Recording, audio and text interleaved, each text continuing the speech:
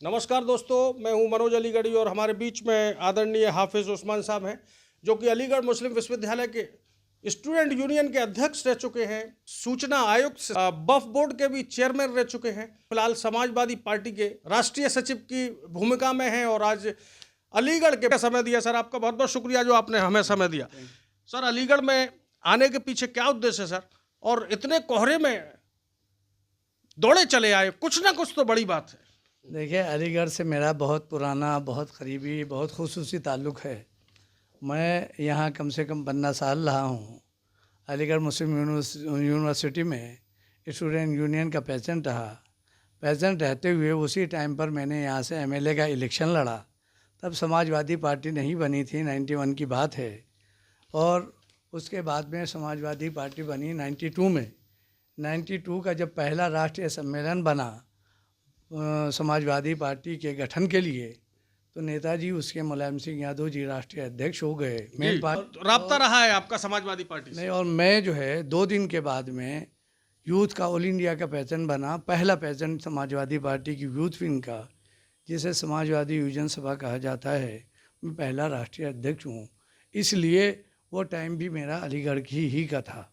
साथ में जितने साथी मेरे यहाँ खड़े हुए हैं आपके सामने, ये सब पुराने साथी है। और हकीम साहब मेरे उन्हीं ज़मानों में से हैं जिस ज़माने में प्रेसिडेंट था। फिर एमएलए का इलेक्शन भी इन्होंने लड़ाया। फिर जो है आज तक मेरा लगातार इनसे ताल्लुक़ है, मुझसे लगाव रखते हैं। इनकी बेटी की शादी थी, उसी सिलसिले में उसमें शामिल होने के लिए आया था। मैं इन्हें मुबारकबाद देता हूँ। मैंने कल भी दी थी, आपके ज़रिए से भी देना चाहता हूँ कि ज़िंदगी में वफ़ादारी ही सबसे अहम है।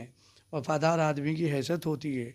किसी आदमी को एक दूसरे से कुछ नहीं चाहिए अलावा उसके एक दूसरे से लगाव, हमदर्दी, ताल्लुक़ और अखलाक और वफ़ादारी।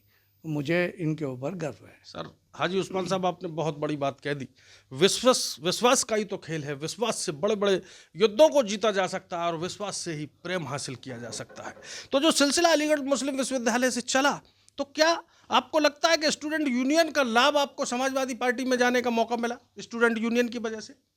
देखिए, मैंने जो या कोई भी मैं अपनी बात कर सकता हूँ, जो यूनियन का इलेक्शन लड़ते हैं वो लाभ के लिए और हानि के लिए नहीं लड़ते।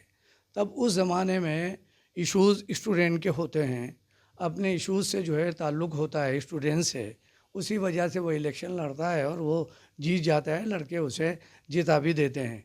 मेरे ज़माने में जब मैं स्टूडेंट यूनियन का प्रेसिडेंट था, मेरे ज़माने में जितने भी एडमिशन होते थे या हुए हैं, कोई ऐसा आदमी नहीं। मैंने 1 साल के बाद में जब इंस्टॉलेशन मेरी स्पीच हुई, तो मैंने सबके सामने कहा था कि कोई आदमी खड़ा होकर मुझे ये बताए, चाहे बाहर का हो चाहे अंदर का हो, या मुझे जानता हो ना पर्सन जानता हो, कि जो मेरे पास आया और मैंने उसका काम ना किया हो।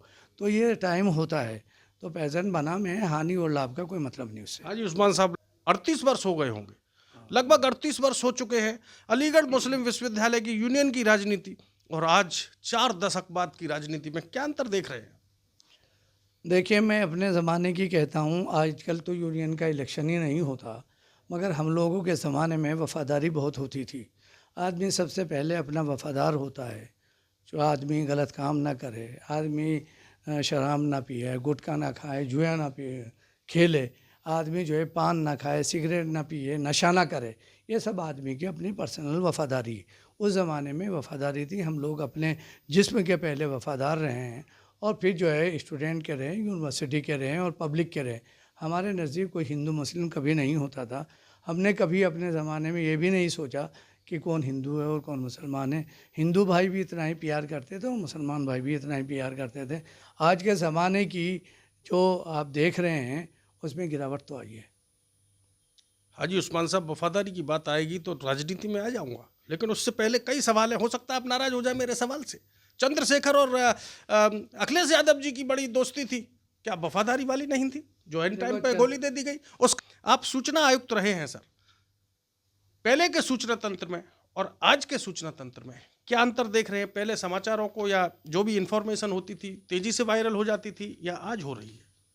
देखिए, आपने चलते चलते एक बड़ी टिप्पणी की है जो ठीक नहीं है। आपने कहा चंद्रशेखर और अखिलेश जी की दोस्ती थी। चंद्रशेखर जो है कभी अखिलेश जी का दोस्त नहीं रहा, बल्कि वो वर्कर रहे हैं। नेताजी सर अखिलेश वर्कर कैसे हो जाएंगे, वो भी राष्ट्रीय अध्यक्ष हैं और दोनों बराबर पैरेलल की बात है। अब राष्ट्र मुलायम सिंह साहब के सामने समय में भी तो एक सीट से 100 नंबर पर पहुंचे थे, आज उनका उदय है। देखिए, राष्ट्रीय अध्यक्ष तो मैं भी रहा हूँ, मैं रिकॉग्नाइज पार्टी का रहा हूँ। तो अगर राष्ट्रीय अध्यक्ष ही होना किसी आदमी की पहचान है तो कोई बराबर थोड़ा ही हो सकता है। आजकल तो बहुत सारी राष्ट्रीय पार्टी हैं, आदमी अकेला होता है राष्ट्रीय अध्यक्ष बन जाता है। तो मैं मगर बात आपको टेक्निकल बता रहा हूँ कि वो जो है पार्टी के वर्कर थे, अखिलेश जी से मिलते थे, अखिलेश जी से टिकट मांगने की कोशिश कर रहे थे। अखिलेश जी ने उन्हें टिकट के लिए हाँ भी कर दी सर थी। टिकट नहीं मांग रहे थे, मैं माफी चाहता हूं, आप बड़े योग्य और सुयोग्य व्यक्ति हैं। वो गठबंधन की बात कर रहे थे, कितनी टिकट हमें क्षेत्र में मिले और आप और सपा को कितनी मिले। उनके समाजवादी पार्टी से दावेदारी नहीं कर रहे थे। देखिए, आप जो है जब मुझसे सवाल कर रहे हैं तो आप एज ए परे सपोर्टर करें, एज ए पार्टी ना करें। आप पार्टी करने के लिए अगर आपको करनी है तो फिर उसमें डिबेट हो जाती है। आपने एक सवाल किया, उसका जवाब ले लीजिए। लोग इसे देख रहे हैं, उन्हें पसंद आएगा वो यस करेंगे, नहीं आएगा खुद ब खुद डिसाइड कर टाइम पे लेंगे। धोखा दे दिया सर। नहीं, सुन लो, वही मैं बता रहा हूँ।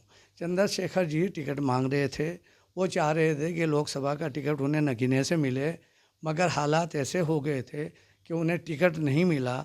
मगर ये मैं आपको यकीन के साथ कह रहा हूँ, पब्लिक हम लोग जो हैं नगीने में मेरी रिश्तेदारी है, मेरे समधी हैं वहाँ के चेयरमैन, छठी बार चेयरमैन हैं अभी नगीने के, अभी इस वक्त, कभी बीच में ब्रेक भी नहीं हुआ है। नेटोर में भी रिश्तेदार हैं मेरे, शेरकोट में भी रिश्तेदार हैं, सब इलाके को मैं जानता हूँ। तो वहाँ जो है चूँकि मेजोरिटी जो है मुसलमान बहुत हैं, भी बहुत है, सभी तबके के लोग होते हैं, मगर ये वोट बैंक वो है जो ये समझा जाता है कि भाई इसका ज़्यादा झुकाव जो है समाजवादी पार्टी के साथ है। क्योंकि वो उस ज़माने में इतना समाजवादी पार्टी और अखिलेश जी से मिल रहे थे कि लोगों को उनसे हमदर्दी हो गई थी। जब वो इलेक्शन लड़े इंडिपेंडेंट या अपनी पार्टी से लड़े तो उसका लाभ उन्हें मिला है, मैं आपको यकीन के साथ कहता हूँ। और चूँकि टिकट हमारी पार्टी ने जिसे दिया था वो बहुत मजबूती से नहीं लड़ पाए हैं, इसलिए चंद्रशेखर जी जीत गए हैं। जहाँ तक आपको याद होगा, मैं आपको याद दिलाना चाहता हूँ, इलेक्शन के टाइम पर उन्होंने अखिलेश जी से मिले, उन्होंने टिकट मांगे, अखिलेश जी ने डिसाइड भी कर दिया और वहाँ प्रेस कॉन्फ्रेंस भी हो गई। बाहर निकलने के बाद में उन्होंने किसी से फ़ोन पे बात की, इसे मेरी बात को जैसा मैं कह रहा हूँ अखिलेश जी ने भी ये बात कही है और उन्होंने फ़ोन पे किसी से बात की और उसके बाद आकर जो है मना कर दिया अलायंस को, वो इसकी बात बातचीत। ताकीद कर लूंगा, मैं सीधी चंद्रशेखर साहब से बात कर लेता हूँ कभी कभी। आप कर लेना, वो तो आप जाने, मैंने अपनी बात आपसे कह दी। चंद्रशेखर जी क्या कहेंगे वो अपनी बात अपने आप बताएंगे, मगर मैं बता रहा हूँ। अब आप दूसरे टॉपिक पर आना चाह रहे हैं कि भाई इंफॉर्मेशन जो है, मैं कमिश्नर था उस वक्त जो है कैसा काम होता था, अब कैसा काम होता है, मेरे बारे में सब जानते हैं। आप डेटाज उठाकर देख लीजिए, मेरे पास कोई भी एप्लीकेशन आती थी, चाहे डीएम हो, चाहे एसएसपी हो, चाहे आईजी हो, चाहे डीआईजी हो, चाहे ऊपर लेकर नीचे लेवल तक जो ग्राम सचिव होते हैं वो हों, और चाहे मुख्यमंत्री के कार्यालय का कोई आदमी हो, अगर बड़े से बड़े अधिकारी ने एप्लीकेशन पर कार्रवाई नहीं की, फिर किसी ने सूचना मांगी, क्योंकि ये जो सूचना का अधिकार है ये आम आदमी का अधिकार है, ये कॉन्स्टिट्यूशनल चीज़ है। ये अगर किसी ने एप्लीकेशन दी और ये कहा मुख्यमंत्री से कि मैंने आपको एक एप्लीकेशन दी थी, मेरी एप्लीकेशन पर कार्रवाई नहीं हुई है, कार्रवाई करना अधिकारियों की जिम्मेदारी है। आप सही कार्रवाई कर रहे हैं, गलत कर रहे हैं, ये दूसरा मैटर है, मगर उसे दबाकर नहीं रह सकते। आज इस ज़माने में जहाँ इंफॉर्मेशन आम है, बिल्कुल पारदर्शिता है, आप कोई भी चीज़ आप रिकॉर्ड से ले सकते हैं, मांग सकते हैं। मेरे ज़माने में अगर बड़े से बड़ा अधिकारी भी हुआ तो इन्फॉर्मेशन याद देते थे, और नहीं देते थे तो मैं उन पर दंड भी लगाता था, विभागीय कार्रवाई भी करता था, इंक्वायरी का आदेश भी देता था। ये सब जानते हैं, और मुझसे ज़्यादा कार्रवाई कम लोगों ने की है, मगर मैंने कभी पार्शियलिटी नहीं अपनाई है। इसलिए आज अगर आप जाएंगे या किसी से पूछेंगे तो आपको अच्छी राय ही मेरे बारे में मिलेगी, इसका मुझे यकीन है। चलिए, बड़ी अच्छी बात चल रही है सर। अभी उत्तर प्रदेश में आने वाले विधानसभा इलेक्शन में क्या समाजवादी पार्टी केवल मुस्लिम वोटों के आधार पर सत्ता में काबिज हो पाएगी? देखिए, मैं आपको बताऊं, मुसलमान का नाम तो आपने लिया है, मुसलमान तो ना यहाँ सत्ता में बराबर के शामिल है, ना मुसलमान जो है ज़्यादा टिकट उन्हें मिलता है, ना वो लेना चाहते हैं। यहाँ जो भी इलेक्शन लड़ रहे हैं, कोई भी हो किसी भी पार्टी का, सब तो नॉन मुस्लिम है। तो इसलिए जो है सर हम लाल टोपी वालों की बात कर रहे हैं सर। देखिए, आप जो ये कह रहे हैं लाल टोपी तो अखिलेश जी ओढ़ते हैं जी। तो अखिलेश जी कौन है? वो तो अखिलेश यादव जी हैं। और जो है उसके बाद बहुत सारी टोपियां हैं, सब ओढ़ते हैं, उसमें नॉन मुस्लिम है, मुस्लिम सब हैं बिल्कुल। हाँ, ये आप कह सकते हैं कि मुसलमानों का रुझान मेजोरिटी में अखिलेश जी के साथ है, तो ये अच्छी बात है। ये तो हमारा वोट बैंक है जो हमें खुशी और फ़ख्र है। मगर जो है समाजवादी पार्टी के साथ हर तबके का वोट है, चाहे वो कोई भी हो, चाहे अपर कास्ट हो, चाहे लोअर कास्ट हो, चाहे छोटे जिन्हें आप कहते हैं उद्योग वाले हों, चाहे बड़े उद्योग वाले हों, सब समाजवादी पार्टी के साथ है। और मुझे यकीन है 27 में जो गवर्नमेंट बनेगी वो अखिलेश जी उसके चीफ मिनिस्टर बनेंगे, इसका मुझे यकीन है। ईवीएम होने के बाद भी बन जाएंगे? देखिए, ईवीएम की बात आप दूसरी तरीके से ला रहे हैं। ये एक टेक्निकल चीज़ है जिसे पॉलिटिकल पार्टी और अपोजिशन वाले हमेशा उस पर ऑब्जेक्शन करते हैं, चले बैलेट पेपर पर होने चाहिए। वो एक लंबी बहस है, वो चल रही है, कब तक उसका रिजल्ट आएगा वो अलग बात है। मगर ईवीएम में तो पिछली बार गवर्नमेंट नहीं बनी थी क्या समाजवादी पार्टी की? तब तो ईवीएम का था। और अभी जो है पिछले दिनों 42 मेंबर पार्लियामेंट आए समाजवादी पार्टी और कांग्रेस के। गठबंधन के थे सर, इसमें क्या कई पार्टियों का गठबंधन नहीं, था? कई नहीं, खाली समाजवादी पार्टी और कांग्रेस का था। और समाजवादी पार्टी के 37 MP आए, सबसे ज़्यादा आए पार्टी बनने के बाद में, सबसे ज़्यादा आए। और बाकी जो है कांग्रेस के आए।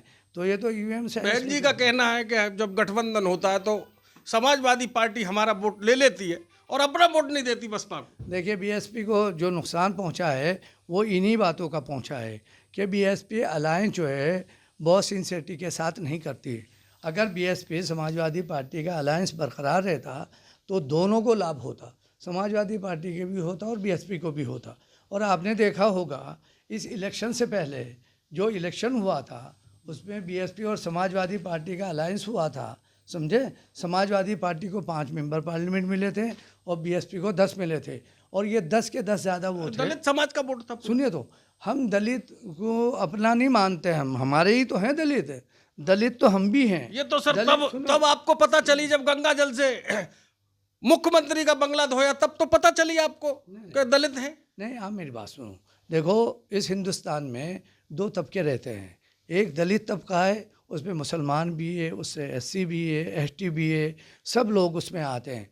और एक वो तबका है जो मजबूत है, उद्योग जिनके पास है, जिनके पास सत्ता है, जिनके पास दौलत है। तो दलित किसे कहते हैं? दलित तो हर वर्ग में है। तो दलित खाली किसी का वोट बैंक नहीं है।